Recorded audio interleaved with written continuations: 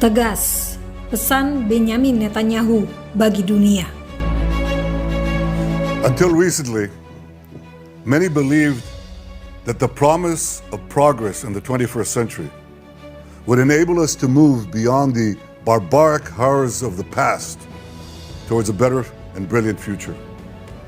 Many believed that we could go about our comfortable lives and that evil will simply pass us by. It will not. The horrors that Hamas perpetrated on October 7th remind us that we will not realize the promise of a better future unless we, the civilized world, are willing to fight the barbarians. Because the barbarians are willing to fight us.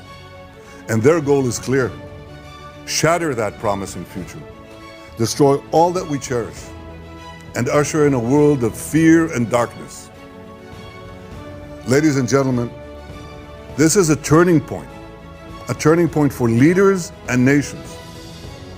It is time for all of us to decide if we are willing to fight for a future of hope and promise, or surrender to tyranny and terror. Now rest assured, Israel will fight. Since October 7th, Israel has been at war. Israel did not start this war. Israel did not want this war. But Israel will win this war. Hamas launched this war by perpetrating the worst savagery our people have seen since the Holocaust. Hamas murdered children in front of their parents, murdered parents in front of their children. They burned people alive. They raped women. They beheaded men. They tortured Holocaust survivors. They kidnapped babies. They committed the most horrific crimes imaginable. And they're part of the axis of evil that Iran has formed, an axis of terror that works by arming, training, and financing Hamas in Gaza, Hezbollah in Lebanon, the Houthis in Yemen, and other terror proxies throughout the Middle East and beyond the Middle East. In fighting Hamas and the Iranian axis of terror, Israel is fighting the enemies of civilization itself. Victory over these enemies begins with moral clarity. It begins with knowing the difference between good and evil, between right and wrong. It means making a moral distinction between the deliberate murder of the innocent and the unintentional casualties that accompany every legitimate war, even the most just war.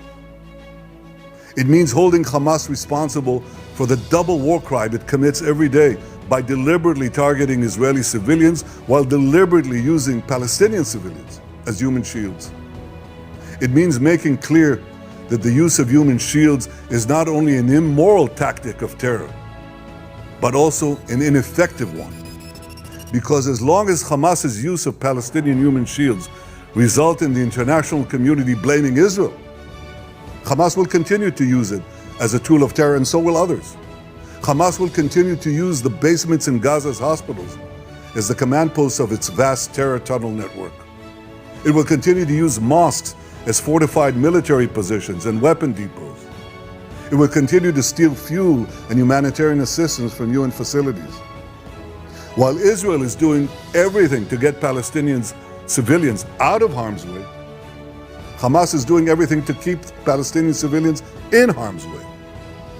Israel urges Palestinian civilians to leave the areas of armed conflict, while Hamas prevents those civilians from leaving those areas at gunpoint.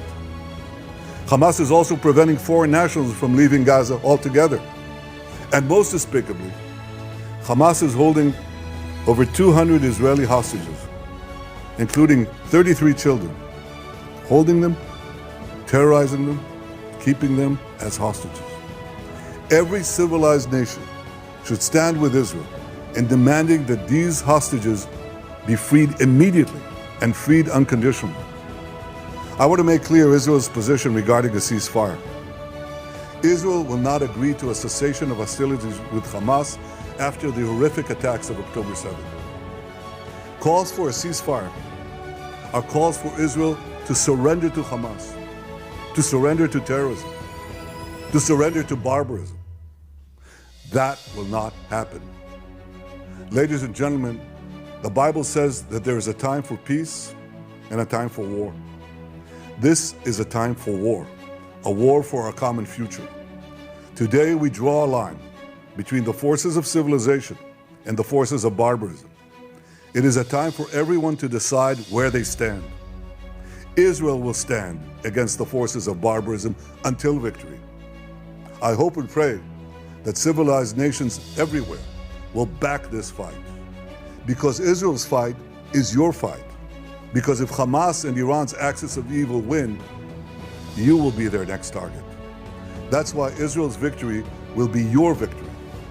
But make no mistake, regardless of who stands with Israel, Israel will fight until this battle is won, and Israel will prevail.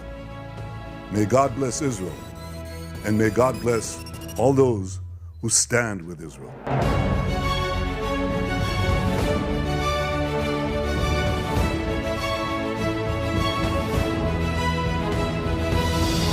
Salam damai dari Fakta Israel.